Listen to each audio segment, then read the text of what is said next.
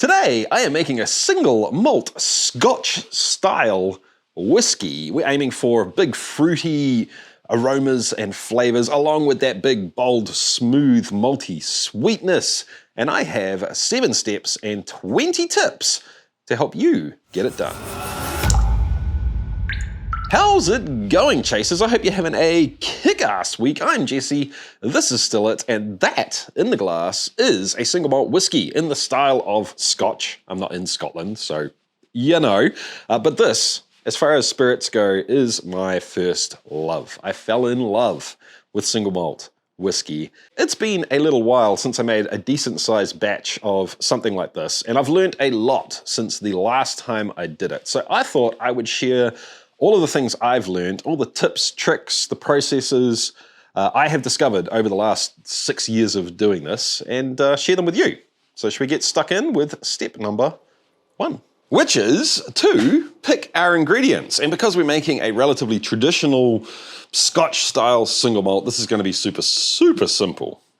Water, malted barley, yeast, and of course, oak. Here we go with tip number 1, and that is to think about, actually pretty much everything in distilling is small incremental steps, especially when you're dealing with ingredients. It may seem like you're adding something that's only going to make a 2 or 3% difference to the final product, and often that's true. If you're adding peat, not so much, but you get the idea. But when you stack up all of those incremental changes, you can drastically change the final product. For this video, Cryer Malt and Pinnacle have teamed up to sponsor the video. So I'm of course going to be using their products, but the process on this is going to be the same with whatever you decide is right for your product. The water, I'm kind of the opinion that as long as the water's good for fermentation, for the first part of this, it's going to be fine. We can talk about it later on for proofing if you want to, but as long as it's not crazy hard or crazy soft, and specifically as long as it doesn't have a whole lot of chlorine in it, this is going to be just fine. I'm lucky the stuff that comes out of the tap, if it goes through a filter, it does a damn good job, and it tastes amazing as well. I'm lucky like that. If your water's terrible, have a think about using a filter. If that's still not going to cut it and you're still a little bit worried about it, you could of course use bottled water. There's going to be a cost associated with that. Next up, the malt. This is a very, very important step, and I am 100% on board with the idea that different malts are going to present differently in the final product. The best way, in my experience, to pick a malt is if you can go to a local homebrew store and smell them and taste them, that's excellent. Otherwise, you know, you can buy small amounts of the different malts you can get hold of. This is Cryer's Barrett Burston Pale Ale Malt, and we specifically chose this sort of style of recipe because I think it's going to suit well to show the malt off. But, like I said, put your nose in it, have a really good smell, and of course you can have a taste. Pop it into your mouth. This isn't going to be pretty, sorry guys. Crunch it up, and then just let it kind of get moist in your mouth. Let it sit for a little while.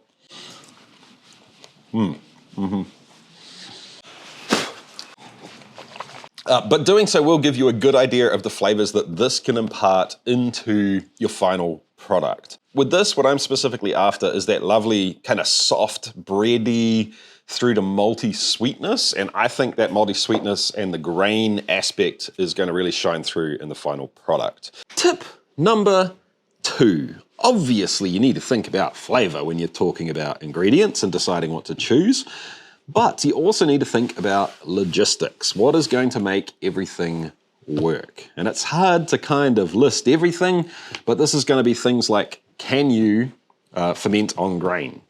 Do you need enzymes? What form factor are you able to work with? And of course, what gravity are you aiming for all up? You do also need to consider the performance, the logistics side of the malt. But if you're following a recipe like this and you're using only base malts, honestly, you kind of can't go wrong on that side of things these days. They're all just going to work for the most part. If you want to, and I know I've done this a lot in the past, you could add in some extra base malts here, a little bit of chocolate malt perhaps to bring out a little bit of extra flavor. That's not what I'm going for today. I just want that soft, bready through to nutty, malty sweetness at the end. So I'm going to use the base malt only. Next up, the yeast. Now this is a little bit more important in terms of logistics in my mind, because you've got a whole range of different performances that you can get out of yeast. For the most part, it just needs to be able to actually chew through all the sugar you're going to throw at it. Because we're doing all grain, it's not going to be a crazy high ABV, but do make sure, and you can get caught out if you use, you know, an ale yeast, for example. We need to make sure that this goes up to like 10% at least. This yeast's a little bit special in that side of things. We'll talk about that a little bit later on. But more importantly in my mind, you need to pick something that will impart the flavors that you're after. And I 100% subscribe to the idea that different yeasts will change the final product. It may be subtle, it may be more like a hammer at different ends of the spectrum, but I totally believe that that will affect your final result. I have tested this yeast a few times now, and I am super confident that it is going to give me exactly what I want. We'll talk about that a little bit later on when we get to fermentation. Oak, I've parroted on about this enough lately. I think you know the deal, but there are a few specific things in terms of oak selection that is going to help this all come together. And once again, we'll talk about that when we get to it. So a huge thank you to both Cryer Malt and Pinnacle Yeast for teaming up together to sponsor this video. I'm a bad YouTuber for this, but I'm going to give the spoiler away. This product turned out absolutely awesome. I'm stoked with it. So thank you so much for sending the malt and the yeast over, team. If you'd like to find out more information about Cryer Malt or their Barrett Burston Pale Ale, or the Pinnacle MG Plus yeast, there'll be links in the description down below. Oh, and if you're in New Zealand or Australia, you can pick up the MG Plus yeast from chasethecraft.com. So now we have the ingredients we're going to use dialed in, but we don't necessarily know the volumes we're going to be using of them or the logistics of how to go about putting this all together. Now, there's different ways about going about this, but I like to work from the end back in kind of general terms. So my plan for this is to fill one of these, a Badmo barrel, and I would like a little bit extra to play around with and get an idea of what's going to happen before it happens. So I know this is 6 litres that I need to fill up, and I'd like to have about 1 litre at the end as well, which means I need roughly 7 litres of spirit. Tip number 3. How do you figure out how much grain you need to make a certain amount of alcohol? This is a bit of a tricky one because it's a sliding scale, and it's going to depend on your equipment, the way you mash, the way you make cuts, all of that. But here is a basic guideline. If you're not using faints from a previous run, you're looking at around about 5 to 6.5 kilos of grain. That's this in freedom units, to 1 litre of spirit. And when I say 1 litre of spirit, I mean barrel proof at 50%. So it'll be slightly more if you're proofing down to 40%, slightly less if you're keeping it higher at about 60%. If you are recycling faints from previous runs, this is going to get even wider because how much you're recycling, so on and so forth. But you're looking at more like 3, if you're doing really well, to 4.5 kilograms of grain per litre at 50% on the other end. Both of these numbers are roughly taking into account losses at every stage, including cuts. I'm not going to be using faints today. I'm also not honestly that worried about exactly how much I get at the end. It's not that important to me right now. So let's just say 5 kilograms per litre. I need 7 kilograms. That's what? Just under 40 kgs. Let's round it up to 40 kgs even, and that's close enough for my math today. Anyway, now we know what we're going to be using and how much of it we're going to be using in terms of the grain. We need to figure out how the mash is going to work. Tip number 4, how much water should you add to how much grain? Once again, this is a bit of a sliding scale, but I would suggest starting off in the 2.5 to 3.5 times the grain if we're talking about kilograms to litres. So if you're using 10 kilograms of grain, you're looking at about 25 to 35 litres of water. Now we have a ratio in terms of water to grain, but that gets a little bit tricky in terms of figuring out what we can fit in here because grain doesn't take up 100% of the space it sits in. So when you add water to it, you add a bunch of water before you even get to the level of the grain.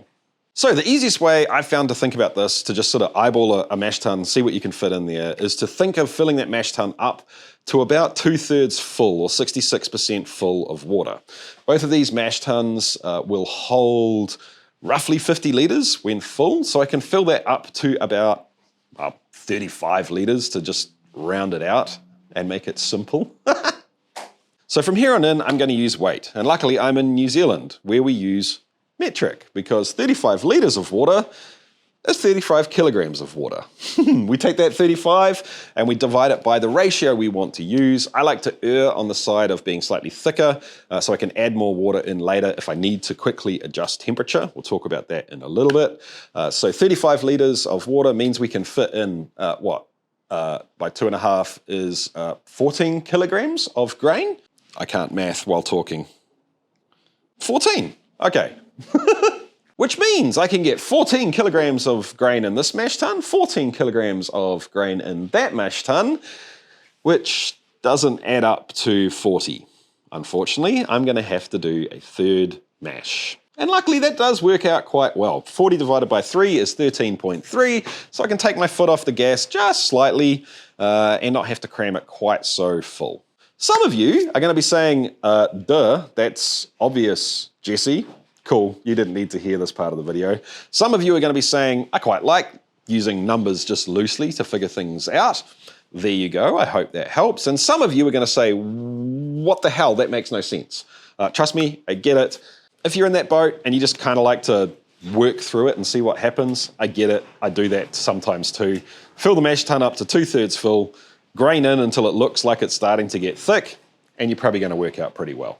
One last thing to think of in terms of planning, and that is how much fermenter space do you need? Tip 5. How do we figure out or plan ahead for how much fermenter space we need based on the amount of grain and strike water we're using? There are ways to calculate this more specifically and accurately, but to start with, I would suggest just running on the assumption you're going to end up with about the same volume going into the fermenter as you used for strike water. Strike water is the water we start with in our mash tun before we add the grain. You're going to lose water to the grain because the grain's going to soak it up, but then you're probably going to gain back around about the volume of water you lost to the grain in sparge water. For me right now, that's going to be a little over 100 litres, but I'm going to err on the side of sparging a little bit more. So let's say that I sparge absolutely crazy on this and I end up with 130 litres of wash. Don't forget that you need a decent sized head space as well. 15, 20% extra space compared to the liquid you actually have should generally be enough. Err on the side of caution if you want to. I'm just going to use my large 200 litre fermenter. We're into step 3, which means we're getting ready to mash. We're finally doing this. We're going to need 35 litres in each mash tun. Now, I have systems that are going to actively monitor the temperature of the mash, so I'm just going to set it to 65 degrees to start with. But if you're just using an esky or a plastic bin or something to mash in, you're going to need the strike water to be warmer. So when you add the grain in, it's going to come down to the temperature you want. I'm going to be aiming for 65 degrees Celsius for the actual mash today. That in freedom units. If you're going the passive route, strike water temperature is going to be different depending on your conditions. So the best thing you can do is use a strike water calculator. There's a link down there for one on Chase the Craft. While our strike water is heating up, we need to crush our malted barley. I have another tip for you. If you crush it on the finer side, you are likely to get a better extract yield from your barley or corn or whatever you're using. More surface area to the liquid, it just makes sense. The downside to going finer is that it can be harder to work with. It's going to be more porridge-like, but more specifically for us as home distillers, you have to think about the equipment you're using. Are you using a false bottom? Will small little bits of barley get down through that false bottom and burn, scorch onto your elements? Are you going to pump the liquid from A to B at some stage? You have to think about the consistency in that situation. If you just don't know and you want somewhere to start, I would suggest setting the rollers on your mill at about the width of a credit card. With our barley crushed and our strike water at temperature, it's time to mash in, and like always, I'm going to tell you to add it in slowly. It's not about the speed you tip it in at, that doesn't matter so much. It's more like add small amounts and then stir. Another small amount and then stir. You can dump it in quickly, just don't go throwing in 10 kilos of grain all at once because you'll get terrible dough balls, and that's not good for your efficiency. So once all of your grain is mashed in and stirred through thoroughly, assess the volume in your mash tun. At this point, you can add a little bit more water if you want to. If it's a little bit thick and you have space, add some more. If it's too cold and you need to heat it up, add hot water. If it's too hot and you need to cool it down, add cold water. Pretty simple. Give it another really good stir, pop the top on and let it sit for 45 minutes. Then you're going to pop the top, give it another really good stir, and let it sit for another 45 minutes. Honestly, this is kind of overkill. We probably only need 30 minutes. But this is a very thick mash, so I like to give it some extra time just to make sure we're getting all the goodness out of it. Now we can drain all of the liquid out of the bottom of our mash tun and get that transferred over into the fermenter. It's now time to sparge. Essentially, grain acts like a sponge. It's going to soak up a whole buttload of liquid. And that liquid has sugar in it that we want. So the easiest way to deal with this is to put more just plain water in on top, give it another stir, let it sit for a couple of minutes and drain it out the bottom. You can be all fancy with partial sparges or fly sparges if you want to. Honestly, I don't bother. Our next tip is to not stress specifically about the original gravity when you're making an all-grain whiskey. It's always nice to be a little bit higher, makes you feel proud, but keep in mind that we're going to deal to the final percentage in terms of what's in the bottle through distillation and proofing. So don't think of the original gravity as what's going to give you yield. Think about total sugar in the mash tun. Doing another run of sparges is going to drop the average amount of sugar per whatever unit you want to talk about. That's our gravity. But it's going to add more sugar into the fermenter to help you get a larger yield later on. You can continue to sparge as many times as you like, but I tend to stop when the runnings coming out of the bottom get to about 10, 20. You can read that with a refractometer or, of course, a hydrometer. But because I know I'm going to be doing a third mash here, I'm going to get a little bit fancy and save some of the runnings from the second mash tun and use those runnings as the strike water for the next mash. Does that make sense? I hope that makes sense. So I just collected some of the sparge up and put it back into the mash tun again to mash for the third time, where of course we grain in again, we get it to 65 degrees Celsius, we let it sit, give it a stir, let it sit for a little bit longer and drain it out the bottom once again. And honestly, this is kind of on the advanced side. You don't really need to think about it, but if you're chasing efficiency, this might help you. And that is to think about the pH of the mash. If you're using specialty malts in a reasonable volume, you probably don't need to worry about this at all. In this situation, we're not. And if you're using second or third runnings from your sparging to go back into the strike water, you're getting to the situation where this may really impact you. You ideally want a pH in the mash of around about 5 to 5.6, 5.7. That's the Goldilocks zone. And this is going to help increase yield per pound or per kilo of barley. It's going to work regardless. It's just a little tweaking you can do if you want to. Everything you collect goes into the fermenter, ready for step number 4. I've ended up with roughly 120 litres in the mash tun at 1071, and we need to get that down to pitching temperature. I'm using this yeast, obviously. Thank you, Pinnacle, for sending it out. But what temperature should we pitch it at? If you're using a yeast you haven't used before and you don't know what temperature to ferment it at, you can, of course, do some research online and get some suggestions. But a pretty solid starting point is to figure out what the window the manufacturer says you can ferment from to in terms of temperature and aim right for the middle of it. If you're distilling, you can probably bump that up a little bit towards the warmer end. And that's going to be a really safe bet. I'm going to go with 34 degrees Celsius today. So when the fermenter is down to that temperature, it's time to pitch our yeast. Now, I've used this, I think, 3 times in test batches up until now to make sure that it's suitable, and I 100% think it is. But why is it suitable? Going back to our very first discussion about ingredients. For a single malt like this, I like to add fruity esters into the mix during fermentation, and the yeast selection is the best way to do that. This has pumped out a bunch of interesting fruity flavors in the tests I've run on it, but that's not its only trick. This MG Plus has the ability to ferment at higher temperatures, meaning faster ferment times, which is why I'm going with 34 degrees Celsius. It's also quite resistant to higher alcohol tolerances, meaning that you can have more sugar in the fermenter to start with to end up with more sugar at the end. We're not pushing it that far today, not because the yeast can't handle it, but because the all grain process is kind of the limiting factor here. Pinnacle advertise a pitching rate of 50 to 90 grams per 100 litres of wash, and because we're on the lower side of the amount of sugar in the fermenter, and because I want to push more fruity flavours out, we're going to pitch on the lower side of that range. This fermented out super fast. I came back about 5 hours after pitching to make sure everything was going great. It was humming, and I figured I'd come back in the morning and get a nice little bit of B-roll for you guys to see what's happening. And it already calmed down by then. Excuse the sloppy seconds, team. I'm not going to drink this because it's got flies in it now. But it smells absolutely amazing. It's not dissimilar to a hazy IPA in a weird way. We have a really fresh, malty backbone sitting underneath everything. And then the fruitiness that would have come from kind of tropical hops is coming from the esters produced by the yeast. High hopes, team. High hopes. Our next tip is going to specifically help you get a more fruity, approachable whiskey. And that is to wait until primary fermentation is done. So you'll notice all those signs of fermentation, the bubbling, the turning over, airlock bubbling, whatever it happens to be in your case, they'll all die down.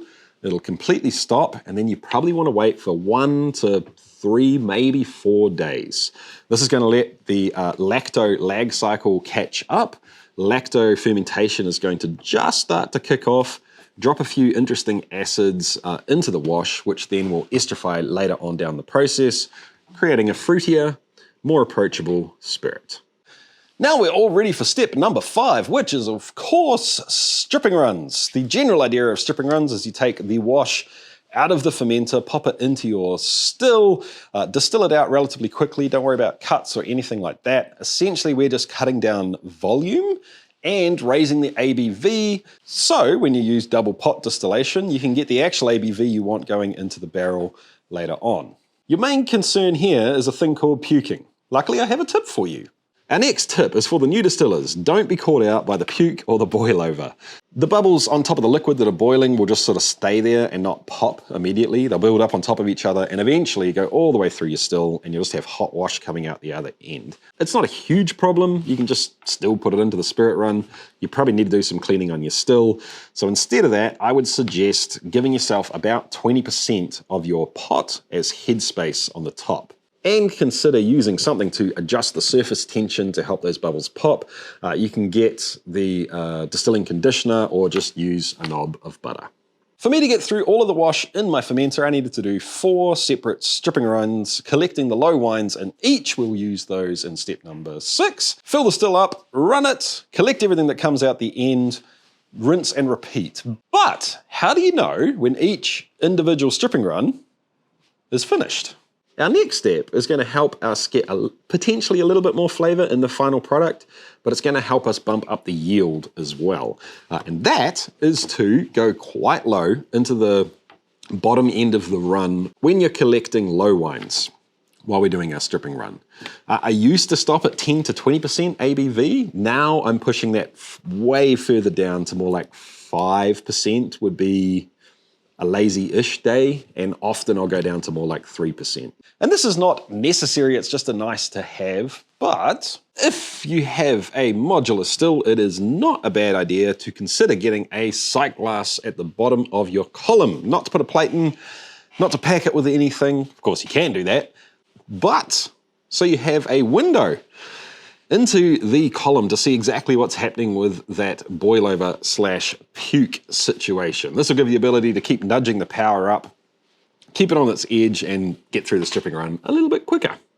And now we find ourselves at the spirit run. So all of the low wines, which are the results of the stripping runs, go back into the still, Power was cranked up to full blast to get it up to temperature nice and quickly, and we are almost, probably about 5 minutes away from collecting first drips.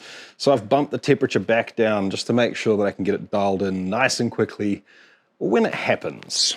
In terms of temperature, power, speed, whatever you want to call it, the amount of power I'm putting into the pot down the bottom, today I'm going to be looking for a relatively slow continuous stream. That's what I'm after. That's going to help clean the spirit up marginally more than if we were running it really quick. But I do have one other little tip that we'll talk about in a second that's going to help make this smooth, more approachable to drink, a little bit fruitier as well. But for now I can just settle in and wait for first drips, and yeah, column's starting to warm up, so it's not going to be long now.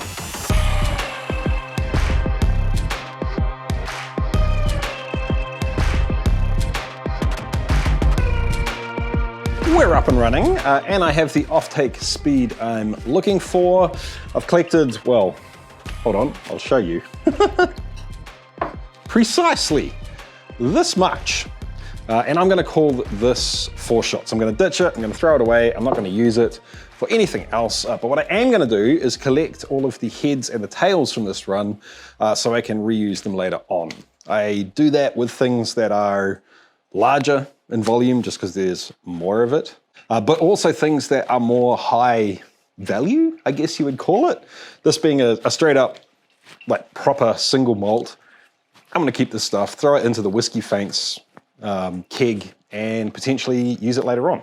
So we'll keep on collecting like that for a little while.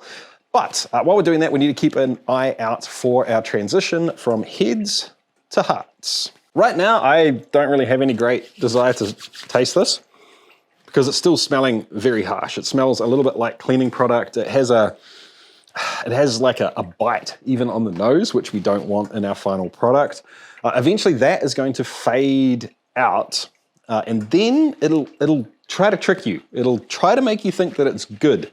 But if you taste it, you'll notice a little bit of a, that's hard to describe, almost like an acrid, like burnt coffee-ish, maybe not, like stinky inner tube rubberiness. I taste it more than I can smell it at that point in time. So we wait for this weird fake floral potpourri cleaning product stuff to fade away. We wait for that to clean up, and then we wait for that just bite on the tongue, the slightly, I've heard people describe it as like baby spew, rubber tire, not burning tires, just rubber tire kind of flavors. We wait for that to go away, and then we're ready for hearts. That's actually starting to clean up a little bit already. Oh, tip guys, another tip. When you're doing this, you can just smell it out of the jar, of course. You can taste it, of course, if you want to. But I would suggest get a little bit on your hands, rub it in your hands so it's really starting to evaporate, your skin's warming it up, and have a smell. That's a pretty good way to assess it. Anyway, let me get this into the 4-shot jar for firelighter or whatever. That'll start going into the faints. And when I think we're reaching hearts, I'll let you know. We'll switch over.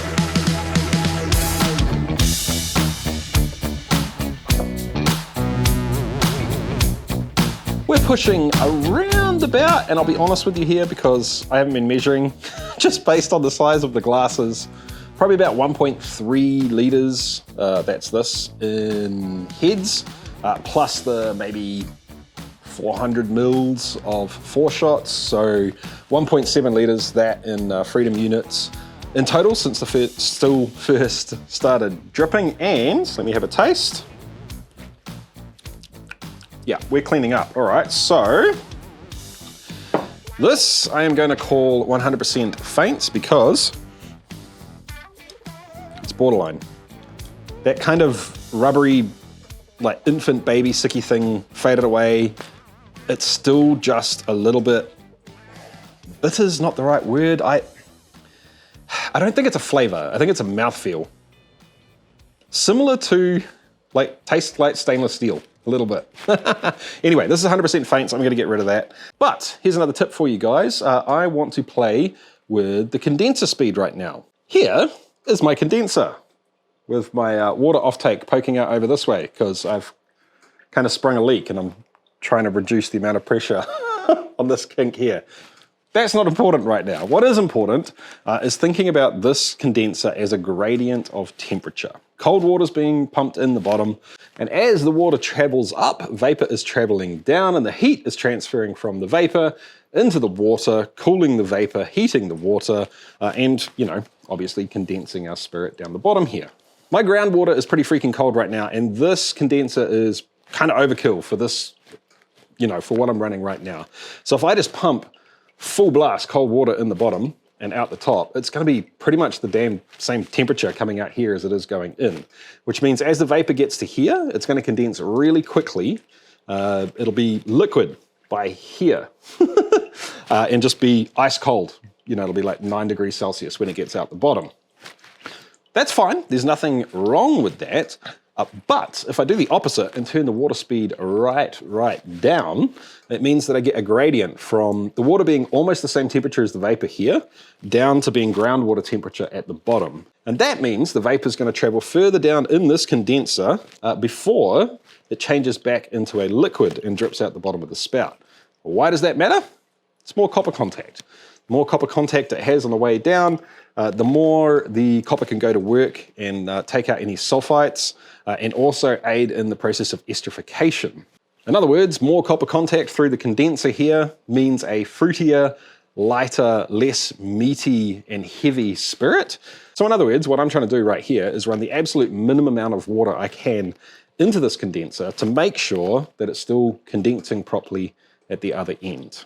Keep in mind, guys, this is one of those things that's going to be different for every setup. The amount of power you're putting in the pot, the type of condenser you're running, the temperature of your groundwater, all of those things are going to add up to just running the condenser slightly different.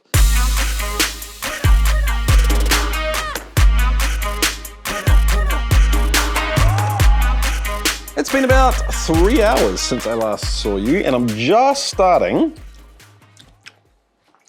I wouldn't say I'm tasting tails yet, but I'm definitely starting to taste the more grainy side of the flavors showing up. So what I'm going to do is switch back to smaller jars again so I can accurately hit my cut over to tails. Now this is, this in my mind is the trickiest part of making cuts for this kind of whiskey, is deciding how deep you want to go into tails. The general idea is the longer you want to age it, the more you can get away with now, and then the more those slightly weird, borderline dubious flavors are going to change and morph and turn into something interesting in the future. In my mind, I'm kind of aiming for about 2 years worth of aging here, so I do have a decent amount of time on my side, but it's one of those things, like, how do I express, how do I say, how do I tell you how grungy to go when you can't just taste it? And the other thing is, I've only got a couple of whiskeys that are this old, and it's very hard for me to remember what they were like back then. So it's one of those things, I guess you just need to get the reps in. You need to do this a bunch. But generally, if you're aging for 1 to 3 months, make the cuts the way you'd like to drink it right now. Don't make it dirty. Don't make it so dirty you don't want to drink it, because it's not going to change a whole lot. For a year, you can start to borderline on, is this a little bit too dirty? I don't know. And if you're aging for more than a year and a half, 2 years, you can really start pushing into the realm of, this spirit is almost unpleasantly heavy right now. So right now, I'm not getting any straight up tails flavors. I'm just getting an increase, an uptick in the more cereally flavor coming through from the grain. And that's the first indication for me that you're starting to head towards tails. You can also use proof or ABV coming off the still as another indicator. Don't rely on it solely. Do it by taste and smell. But it is another indicator that you might be getting near the end of the run. I don't know what this is. I will take a reading as soon as I finish recording. It's this. But one of the things that I like to do is go back to doing this. And as the liquid evaporates, it over accentuates a lot of the aromas and flavors that you're looking for. So right now it's just grain, but it's starting to get funky. Think about opening up a box of any cereal, putting your nose in it and smelling it. That smells good, right? It smells like grain and cereal. But then think about putting a dirty sock or some cardboard that's been sitting damp for a day or two into that box. It's a very, very similar smell. And that's the main indication for me in terms of flavor that I don't want. Right now, I still think this is fine, so I'm gonna switch it out. I'm gonna keep this. I'm just gonna sit here and keep doing this. I'll keep collecting a small amount, tasting it. When I'm sure it's still tasting good, I'll put it into the keeping bucket and then switch out, like I said before, so I don't muddle things up.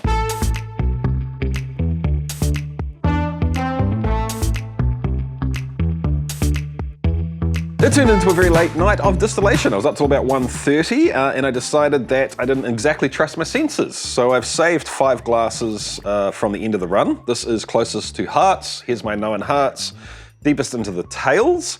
The other thing that threw me last night was that I didn't actually hit that full-on like wet dog, wet cardboard, straight up tailsy note at all. Around about, was it here? I get a little bit of it here, but not a lot. And perhaps that is due to the yeast. One thing they do say is that it tends to ferment a little bit cleaner. I don't know from this run, I couldn't say for sure. What I can say is that there's a lot of interesting fruity characteristics in this, and I'm getting a really nice, fresh, vibrant grain flavor. I was kind of hoping I was going to wake up and say, oh wow, yeah, there's the tails. I was just off last night, and that's not really the case.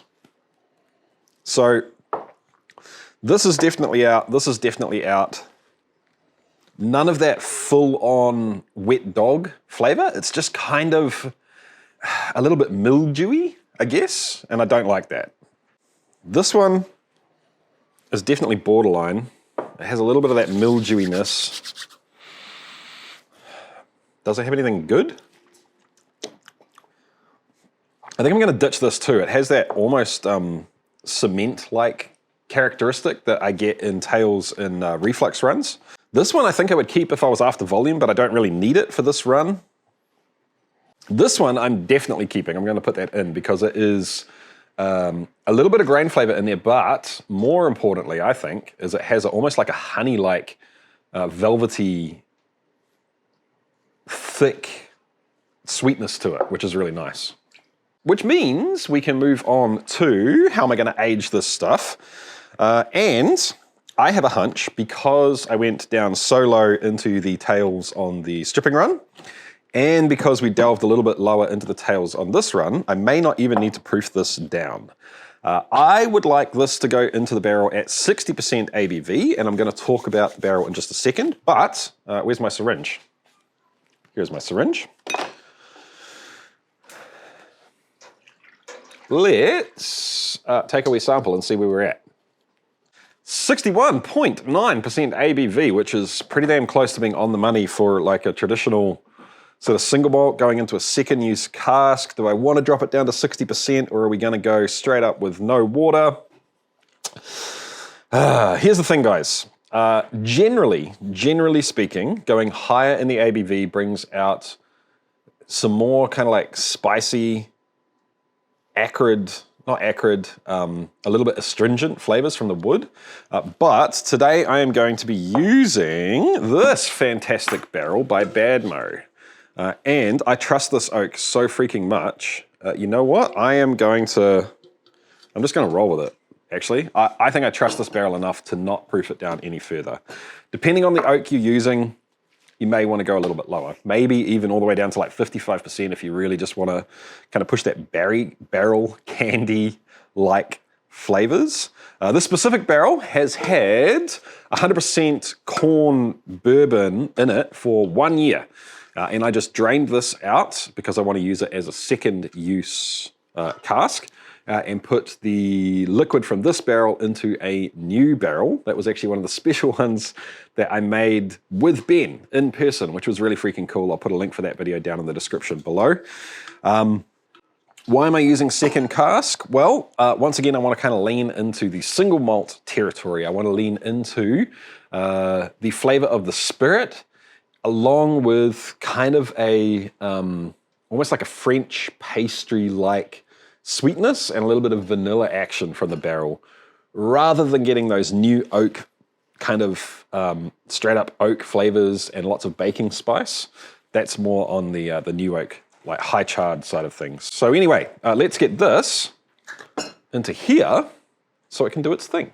But the other reason that I'm happy to put this in at a higher ABV than I would be if it was oak that I was a little questionable about is the fact that this oak has been seasoned, air seasoned in a yard for a long ass time before Ben turns it into this barrel. It's actually aged in Kentucky. And giant tip for you here, team, aged spirits, the wood really freaking matters. It really does matter. So if you're getting, if you're getting oak from somewhere that, like from a furniture shop or whatever, first of all, make sure that it hasn't been treated. And second of all, you're probably going to want to age it, let it sit out in the elements yourself for as long as you can.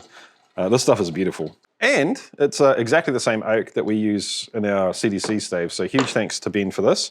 Unfortunately, demand for these barrels is huge. So if you're in Australia or New Zealand, go to chasethecraft.com, check what our inventory is like at the moment. We sell them here. If we don't have any at the moment, you can sign up to the mailing list, and then you'll always be the first person to find out when they come back in. And the same at Badmo's website. Sign up for the mailing list. And I think they're pretty much exclusively selling through the mailing list, because as soon as he puts a new batch up, they all sell out.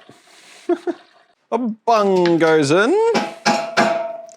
And I found that just sticking a little bit of water on top like this and leaving it vertical overnight will help this stave swell up, because it's a new stave going in there, to make sure that's nice and liquid tight before I tip it on its side. And this, I am hoping, will be absolutely delicious in about, 2 years' time. I need to say a huge, huge thank you to the Patreons. Thank you so much, Patreons, for being the people that support us day in, month out. We really do appreciate all of your support. If you are already a Patreon, make sure to jump over onto the Patreon platform. A reminder, we have a competition running right now for a little sneak preview of stuff to come. You can get in first. Make sure you jump over there and get in on the action. You got about 2 or 3 days left, I think, from the time this video goes out. We have about 500 mils left over, so of course we want to do some testing with that. I have another piece of second use oak here. That is a giant piece of oak for that amount of liquid. But the plan here is to do some heat treatment. And the very last tip I want to give to you is more is not always more when it comes to oak. If you're planning on aging for a long period of time, use less oak. And this scales, I wouldn't say linearly, but it scales relatively in relation to each other. The longer it's going to be in contact with the oak, the less oak you need. So we'll heat this up to 55 degrees Celsius, let it sit for 24 hours, and then hopefully this will be a nice little analog to give an idea, a rough idea of what that barrel is going to turn into maybe in about 6 months, a year's time. Let's find out, shall we? After 24 hours of heat and 2 weeks sitting in the jar with the oak, this is what we're left with. Let me get rid of that one. And I have to say, guys, I have high hopes for this. High hopes. So, really quickly, just to remind you, the heat treatment, it's a nice little cheat, but it's never going to be as good as aging long term. But it does give you a little insight, I think, into what it might turn into in the future. There's still some of that delicious tropical, and this is presenting more like pawpaw and almost mango aromas on the nose. I think that's coming from the esters produced by the yeast. But now we're starting to get some more developed flavors as well. Prune, raisin, honey, and that malt, the grain, is coming through as well.